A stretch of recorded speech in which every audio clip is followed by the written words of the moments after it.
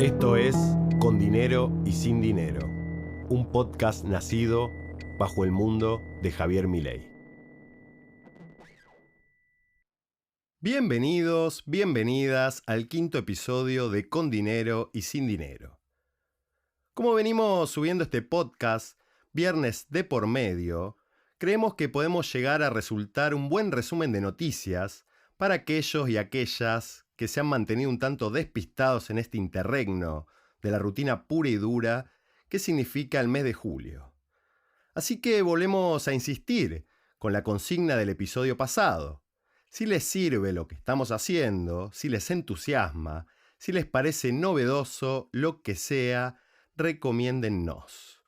Con que cada uno, cada una nos recomienda a 3 personas, basta. Y, por supuesto, si todavía no le han dado seguimiento al podcast o todavía no le han puesto las 5 estrellas que se merece, este es el momento. Hasta ahora, podemos decir, las cosas han continuado igual de como las dejamos hace 2 viernes atrás. Parece que al gobierno no se le han caído muchas más ideas después de la sanción de la ley Bases. Todavía no ha ingresado un solo peso de las inversiones millonarias que se prometieron y la caída económica no hace más que acentuarse. Como bien dice el economista Emanuel Álvarez Agis, el gobierno, parece, confundió el orden de la secuencia. Presentó un entusiasmo enorme al introducir las reformas estructurales de la Argentina libertaria futura, pero se olvidó de lo esencial. Ningún inversor va a traer guita al país en la medida que las cosas estén como estén. Una inflación que se ha logrado detener, pero de una manera laxa, un cepo que aún continúa encerrando dólares y un atraso cambiario que tiene a los exportadores envueltos en llamas. Para sorpresa de un equipo de gobierno que tuvo su formación privilegiada en las filas de las finanzas, los grandes actores económicos le han demostrado sus disgustos a la manera en que los grandes saben hacerlo. La suba de los dólares paralelos, la baja de los bonos y la suba del riesgo país no fueron más que una serie de ingredientes que se agregaron a esta receta libertaria que no encuentra siquiera el respaldo tan esperado del Fondo Monetario Internacional, a pesar de haber sobrecumplido cualquier promesa de ajuste posible. De repente, todo se dio vuelta y el fuego apareció del bando amigo, en un contexto donde el impacto económico negativo de las principales políticas impulsadas hasta el momento se empezó a sentir no solo en el conjunto de la población, sino en parte de los grandes jugadores del sistema, que no solo reclaman una salida del cepo lo más urgente posible y una devaluación aún más favorable a los negocios, sino también mayor claridad en el rumbo del gobierno. Lo cierto es que la algarabía alrededor de un superávit fiscal logrado bajo ajuste de jubilaciones comenzó a mermar frente a una realidad que se muestra bajo números peligrosos. Según un informe de Cifra, el Centro de Estudios de la Central Obrera CTA, comandado por el reconocido economista Eduardo Basualdo, el salario mínimo vital y móvil registró una caída del 32% desde el inicio del gobierno. Si comparamos la caída en el largo plazo, el poder adquisitivo es inferior incluso al vigente durante la mayor parte de la década de los 90. En otro informe sobre las dinámicas empresariales y laborales, realizado por el Centro de Economía Política Argentina, centro de estudios comandado por Julia Estrada y Hernán Lecher, se descubre que desde noviembre hasta abril se perdieron 7.860 empresas, en su bruta mayoría pymes, y se perdieron más de 170.000 puestos de trabajo. El informe publicado recientemente, el 21 de julio, de la Confederación Argentina de la Mediana Empresa, más conocida como CAME, no hace más que acentuar la situación. Se vislumbra una caída de 20 puntos de la actividad PYME en el mes de junio comparado con el año anterior. Todo un número. Como en todo contexto de crisis, las culpas se reparten de un lado a otro y las internas vienen siendo enormes en un esquema de poder donde el verticalismo, que implica la figura de Milei y su hermana, parece ser incuestionable, pero en la práctica parece que no alcanza. Luego de la conferencia de prensa, donde Caputo y Bausili anunciaron la segunda fase del gobierno, el primero en ser eyectado fue Fausto Spotorno, del Consejo de Asesores de la Presidencia, aparentemente luego de una conversación con Tenenbaum, donde criticó el rumbo del gobierno. Lo que dijo no fue más que la verdad, que la conferencia brindada fue un intento de calmar a los mercados con un anuncio, pero se quedó tan corto el anuncio que pasó todo lo que pasó, que ahora era imprescindible recalcular, ser más claros con el mercado y tener un plan más armado. La respuesta nos hizo esperar y a las pocas horas Potorno dejó su cargo. Más tarde, le llegó el momento a otro integrante de la mesa económica de la presidencia, Teddy Karagossian, también por haber cuestionado al gobierno en el canal de noticias La Nación Más. El empresario textil dijo, al igual que Spotorno, cosas ciertas. Criticó el atraso cambiario, una crítica que no debe decirse en voz alta por nada en el mundo, pero lo peor fue que puso el dedo en la llaga en un lugar molesto. En sus propias palabras, soy de los que difieren en que no se puede pensar la Argentina como un negocio financiero. Hay que entenderlo como un negocio de economía. Los números no dan bien. Pero acá, lo que nos parece interesante es que si bien podemos relacionar estas salidas con otras que se sucedieron en el gobierno, como la temprana huida de Guillermo Ferraro del Ministerio de Infraestructura o la de Nicolás Pose de la Jefatura de Gabinete, sin hacer mención a la cincuentena de cuadros medios que fueron echados, estos casos nos parecen más luminosos, porque se refieren a cuadros técnicos en los que Milei debería depositar toda su confianza, ya que se los convocó para formar parte de su círculo íntimo económico. Para colmo, tanto Karagossian como Spotorno habían sido declarados como partes del equipo de asesores hace muy poco tiempo. Si bien hay una cosa que parece estar bien en clara, y es que los hermanos Milei desconfían de todos, porque desconfían de Villarruel, desconfían de Mondino, del negociador del FMI, el chileno Rodrigo Valdés, creemos que estas salidas en el equipo económico vienen a reflejar un problema más complejo, que es justamente la falta de transparencia en el rumbo del gobierno, la falta de un programa preciso, situaciones que son las que el mercado estuvo castigando sin cesar las últimas semanas. Si a esto le sumamos el secretismo que rodea a dos de las figuras más importantes del gobierno, pero con escasísima exposición, como lo son Sturzenegger y Santiago Caputo, quien lleva el apodo del mago del Kremlin, el parabrisas del país resulta tan opaco que estrolarse contra cualquier obstáculo puede ser más que una chance. Lo único que se sabe del gobierno es su marco teórico. Hacia dónde va continúa siendo un misterio. Es importante recalcar que la falta de claridad respecto al rumbo del gobierno no proviene solamente de estos meses, sino que ya había encontrado sus primeros síntomas al momento de comenzar. Debemos recordar que esta actitud del presidente ya podía vislumbrarse aún antes de que asumiera la presidencia. Recordemos que Milei, antes de ser electo, había formado durante la campaña un equipo económico compuesto por 3 asesores todoterreno, verdaderos topos, sacados de lo más alcantarillado de nuestra historia.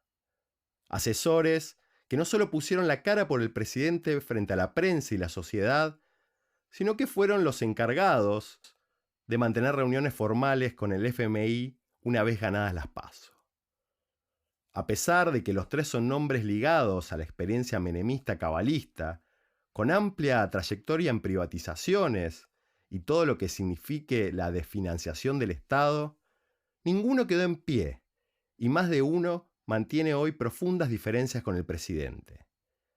Hablamos, por supuesto, de Roque Fernández, el último ministro de Economía de Carlos Saúl Menem entre 1996 y 1999, quien asume el cargo tras la renuncia de Domingo Cavallo y quien durante la gestión cabalista fue vice y presidente del Banco Central entre 1991 y 1996.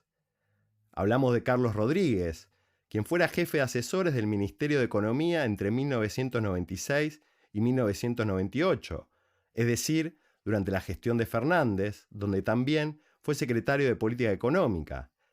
Y hablamos de Darío Epstein, quien fue director de la Comisión Nacional de Valores y entre 1990 y 1999 participó en varias privatizaciones, como la del gas del Estado, Telecom e YPF.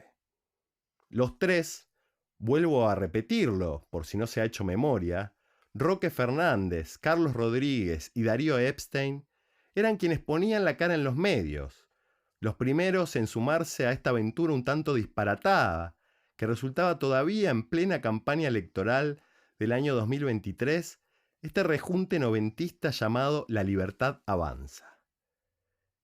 ¿Qué ha quedado de ellos? Nada más que algún que otro tuit molesto. ¿Y se acuerdan de Emilio Campo, quien fuera presentado como el cerebro de la dolarización y a quien se le había prometido la presidencia del Banco Central? También, afuera. Como sabemos, Milei desechó esos croupiers y se quedó con las caras más conocidas, al punto de que cuando más tarde nos enteramos que el equipo de funcionarios iba a estar encabezado por los mismos de siempre, como Luis Caputo y Federico Sturzenegger, parecía todo cerrar en una trama siniestra. En ese momento nos dijimos, hemos sido estafados. Pero ahora, que ya han pasado más de 6 meses de gobierno, caemos en la cuenta que las peleas de Milei no solo se desarrollan entre mandatarios de otros países y periodistas de los más diversos perfiles políticos, sino que su pasión conflictiva lo lleva a desarmar cuanto parezca haber salido de sus propias entrañas. Si bien Espotorno y Karagossian no eran figuras relevantes en el gobierno, no deja de ser síntoma de algo que está descomponiéndose lentamente. Tanto uno como otro fueron nombrados apenas unos días antes de ser echados en un consejo que se oficializó a principios de julio y que tiene a Demian Reidel como su jefe.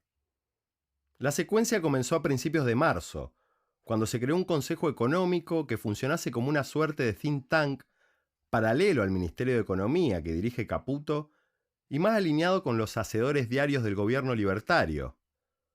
En palabras de Milei, la idea de este consejo asesor es pensar fuera de la caja, más allá del equipo que está trabajando todo el día en la gestión. A principios de julio, ese consejo informal pasó a ser el actual gabinete de asesores de la presidencia, con el que Ramiro Marra, al fin, logró su merecido lugar. Pareciera que este gabinete debería funcionar como una suerte de contrapeso ideológico a las políticas impulsadas por Caputo. También se puede pensar como una suerte de banco de suplentes para cuando las papas quemen, una suerte de laboratorio de preparación doctrinal y de gestión, del mismo modo que muchos están viendo el ministerio creado ad hoc para Sturzenegger, el nombre que a todas luces sería el más adecuado para un reemplazo de Caputo que de un momento a otro va a llegar. Teniendo en cuenta esto, podemos decir que el error de Espotorno y Karagossian fue quizás dejar al descubierto no solo las inconsistencias en la política económica, sino poner en duda el liderazgo de Caputo, un capital humano que por el momento Milei parece querer cuidar y está dispuesto a defenderlo a capa y espada. Se entienden, por lo tanto, las salidas, ya que las críticas al programa económico implican no solo una crítica a las medidas adoptadas por el gobierno, sino la cristalización de una posible fractura con Caputo, quien, ya de por sí, tiene una relación con Sturzenegger que se sostiene sobre escarbadientes. a sabiendas de que el mago de las finanzas fue quien reemplazó al mago negro en el gobierno de Macri, y de esa experiencia quedaron algunas rispideces. A diferencia del gobierno de Macri, en que Caputo fue el reemplazo de Federico en el Banco Central, parece que aquí se va hacia lo contrario. Cuando el momento lo indique, cuando el tiempo social lo vuelva irremediable, Sturzenegger reemplazará a Caputo en el Ministerio de Economía. Federico, por lo tanto, está en el banco de suplentes. Mientras, se encarga de confeccionar la estructura jurídica y legal del nuevo libertarismo, esa serie de acciones que Álvarez Agis dice que deberían venir después, es decir, una vez lograda una cierta estabilidad macroeconómica. Sturzenegger, mientras tanto, está a la espera. Y en esa espera también parece encontrarse quien comanda el grupo donde hasta hace poco circulaban Spotorno y Karagosian, el jefe de gabinete de asesores de la presidencia, Demian Reidel, más conocido como aquel personaje con el que Milei fantasea ganar premios Nobel, alguien que tiene una estrechísima relación con Sturzenegger, no solo por haber sido parte del mismo gobierno, el de Macri, en el que al momento en que Sturzenegger fue presidente del Banco Central, la vicepresidencia recayó en el propio Reidel, sino porque, en palabras de Demian, Sturzenegger es una persona absolutamente extraordinaria. ¿Reidel esperará en algún momento hacerse del Banco Central? Es una incógnita, pero el cambio de Caputo tendrá como paso obligado el apartamiento de Bausili, su socio, por lo que la dupla Sturzenegger-Reidel puede resultar una excelente opción. Demian Reidel resulta una figura salida de una novela, y no solo porque su nombre de pila haga referencia a una conocida de Hermann Hesse. Él es el responsable de haberle instalado a Milei la idea de que Argentina se puede transformar en un reducto para la inteligencia artificial, tal cual declaró el presidente en su entrevista con el medio norteamericano The Free Press, la misma intervención en la que se refirió a él mismo como un topo dentro del Estado. Reidel fue, de hecho, un nexo clave para que Milei pudiese cumplir el sueño infantil de visitar Silicon Valley y lograr las fotografías con Mark Zuckerberg, dueño de Facebook. También, más recientemente, lo acompañó al campamento de hipermillonarios en Idaho, esa reunión ultrasecreta donde se tejen las maniobras que dirigirán al mundo en las próximas décadas. Al igual que Milei, al igual que Sturzenegger, Reidel tiene cierto carácter de topo. Proveniente del conurbano bonaerense, hizo la escuela primaria en un colegio público de Avellaneda para luego hacer el tramo secundario en un colegio de Quilmes. Al finalizar sus estudios, ingresó en la carrera de ingeniería en la Universidad de La Plata. Por su desempeño académico, logró ingresar al Instituto Balseiro en Bariloche como estudiante de física. Luego le llegaría el turno de formarse en el país donde se forman los economistas liberales más importantes del mundo, Estados Unidos de Norteamérica. Allí estudió matemática financiera en la ciudad de Chicago, ciudad por excelencia de la formación neoliberal.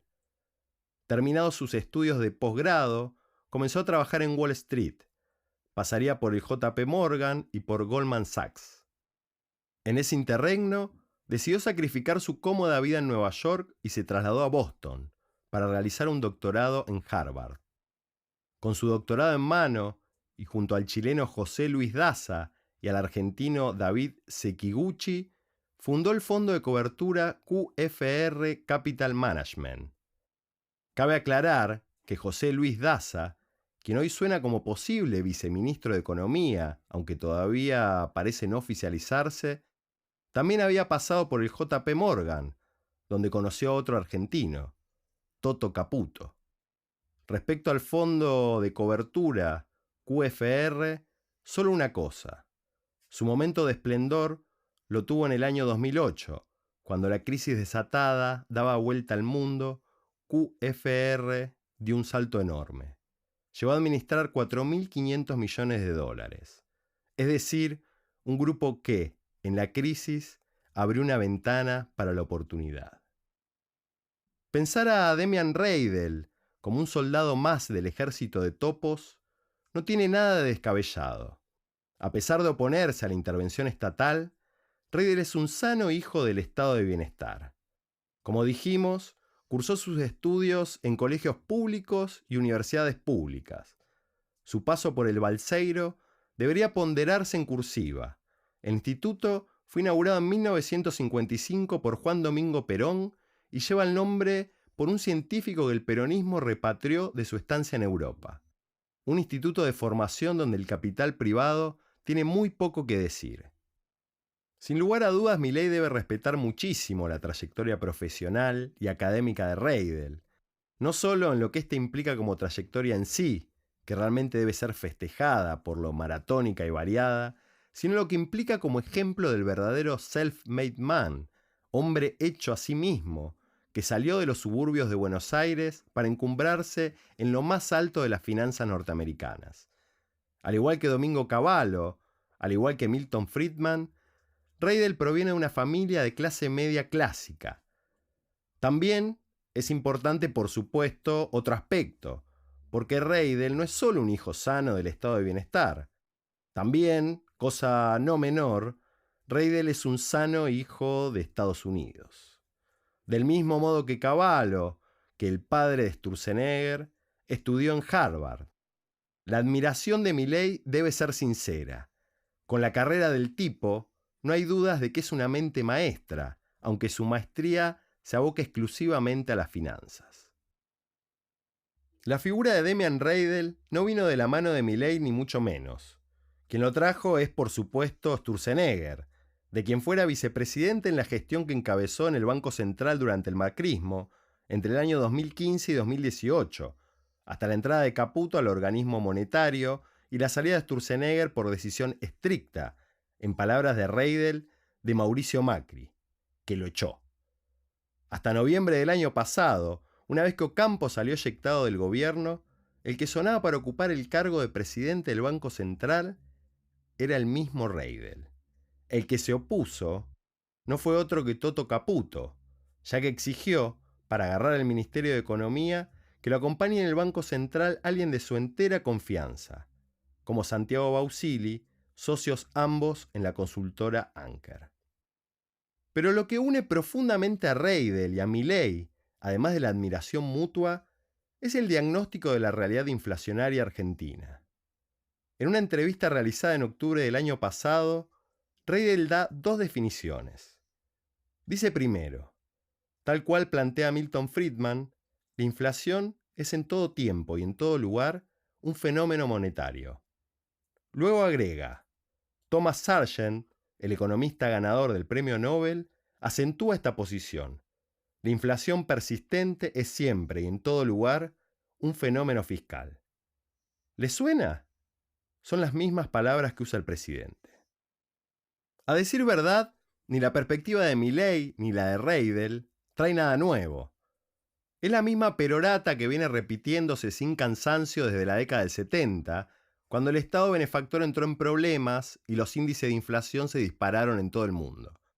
La aplicación de las medidas de shock mileístas como solución unívoca a una serie de problemas mucho más complejos son parte de un programa de aplicación global e histórico que no distingue las singularidades de cada economía y de cada sociedad. Son, por ejemplo, las mismas medidas que se aplicaron en parte de Europa hace no muchos años, cuando un gran número de países entraron en recesión, parte por la crisis global desatada en el 2008, parte por deuda soberana, parte por las dificultades en la adopción del euro como moneda comunitaria. Todos recordarán a Grecia como paradigma crítico de las políticas tomadas en la eurozona y que tuvieron como remedio lo mismo que vemos hoy día por aquí. La cuestión está, creemos, en que además de los conflictos de interpretación que traen estos corpus teóricos, estas formaciones académicas foráneas, sin lugar a dudas, traen especialmente dos inconvenientes para países como el nuestro. Inconvenientes que el núcleo duro del gobierno pareciera todavía no ver, o al menos no querer reconocer. Por un lado, las llamadas políticas de austeridad siempre van a ser sentidas como fenómenos de shock en un doble sentido. No solo por el autoritarismo implícito de quienes reconocen solo una verdad en el modo de manejar la economía, sino por el hecho de que aplicar tablas confeccionadas en otros países resulta para la población en la que se vive como una suerte de invasión extranjera, como si un cuerpo extraño hubiese ingresado al cuerpo enfermo, entre comillas, de la nación. En segundo lugar, al ser teorías que, en palabras de Milley, de Reidel, de sus propulsores, aplican para todo momento y todo lugar, no tienen en cuenta las especificidades propias de cada territorio. Para el caso argentino, por ejemplo, el problema del bimonetarismo. ¿Por qué es tan importante entender que la Argentina es un país bimonetario?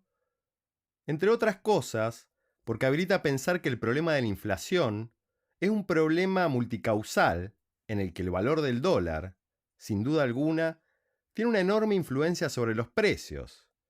Y esto colabora a comprender que en la medida en que las reservas en moneda dura sean escasas o nulas, por más emisión cero y equilibrio fiscal que haya, continuamos en el mismo problema de siempre. Basta ver en el gobierno de Macri cómo los saltos inflacionarios tienen una relación estrechísima con los saltos cambiarios para ver cómo viene la cosa. Basta detenerse a escuchar a aquellos que desde un principio han pregonado que el acuerdo con el fondo iba a resultar a la postre en una aceleración de la inflación por la restricción de divisas que supone el estar endeudado, para comprender un poco más lo que pasa. Si bien de lejos personajes como Caputo, Reidel o Sturzenegger parecen todos iguales, por haberse formado profesionalmente en el país del norte, entre universidades de alta alcurnia y fondos de inversión, lo cierto es que tienen diferencias. No sé si profundas, pero sí necesarias.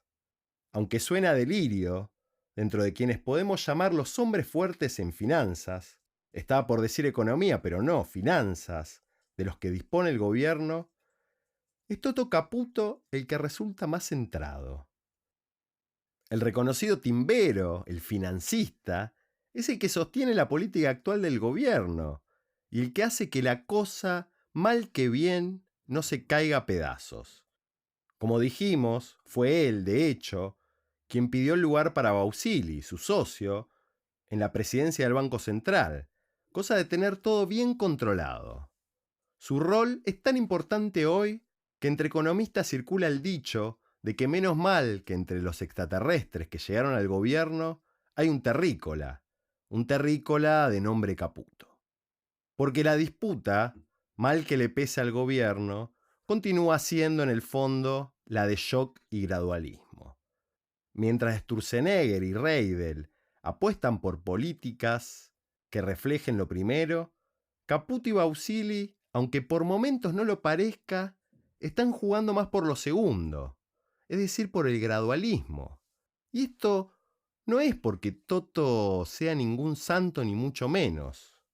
Caputo lo que tiene es la experiencia bien fresca del macrismo. El atraso de las tarifas de luz y gas, el atraso cambiario sostenido por microdevaluaciones, las recientes intervenciones en el mercado de divisas para achicar la brecha entre el dólar oficial y los paralelos, son prácticas de intervencionismo estatal que probablemente tipos como Reidel, quien se ganó el mote en su paso por el Banco Central del desarmador de cepos, desprecien. Pero Toto, si se quiere, es más político. Si bien proviene de la misma formación profesional, sabe que el cambio que imaginan para la Argentina necesita del largo plazo. Perder nuevamente una reelección, como ocurrió con Mauricio Macri en el 2019, sería un desatino. Caputo sabe que el dólar es un problema porque tiene un impacto en la inflación, y la inflación tiene un impacto fuertísimo sobre el humor social, mucho más que la desocupación o el cierre de empresas. Porque la desocupación o el cierre de empresas deja solo a algunos afuera, mientras que la inflación es un problema que se generaliza. Milei, por su lado, no asume teóricamente este impacto del dólar sobre los precios, pero sí lo asume, y lo ha asumido en la práctica, y por algo su defensa de Caputo es incuestionable. Como todos sabemos, el gobierno autodenominado anarco-libertario comenzó su gestión el pasado 10 de diciembre con una hoja de ruta definida por este marco teórico ultraortodoxo, el cual se prometió aplicar a rajatabla. Un marco teórico específico para enfrentar un problema específico también, para el cual gran parte del electorado puso su confianza en Milei: el problema de la inflación. Un problema que atormenta no solo a los argentinos y argentinas de bien, sino al conjunto de la población. Un problema endógeno de la Argentina que en la última década viene haciendo estragos. Mientras los debates teóricos alrededor de su solución se van chocando con los datos de una realidad compleja, se va acentuando una recesión profunda, con serias dificultades para revertirse en la medida en que el gobierno continúa acentuando las políticas que tanto lo han convocado. A pesar de todo, Milei duerme tranquilo, porque los índices de popularidad continúan siendo muy altos, confirmando su estilo y tenacidad. Aquí no hay nada paradojal. Como dijimos en el episodio pasado, Milei vino a despertar una pasión menemista que pareció dormida a lo largo de 2 décadas y parece que ha venido a desvelarse. Pero también, lo cierto, es que Milei continúa con altos niveles de aceptación, ya que una de sus promesas de campaña se viene cumpliendo, a pesar de que todo, por momentos, penda de un hilo. ¿Qué pasará el día de mañana si la inflación vuelve galopante a conquistar el territorio, a reimplantarse con terror en los bolsillos? ¿Será la primera gran crisis del gobierno? ¿O peor aún, nos encontraremos una vez más frente a una crisis inédita que copará todo el espectro de lo posible? Milei, en el descenso, ¿sabrá que por debajo solo hay aguas profundas y desconocidas? Con estos interrogantes, cerramos este 5º episodio de Con Dinero y Sin Dinero, bautizado Un Equilibrista en Apuros. Gracias por escuchar, hasta la próxima.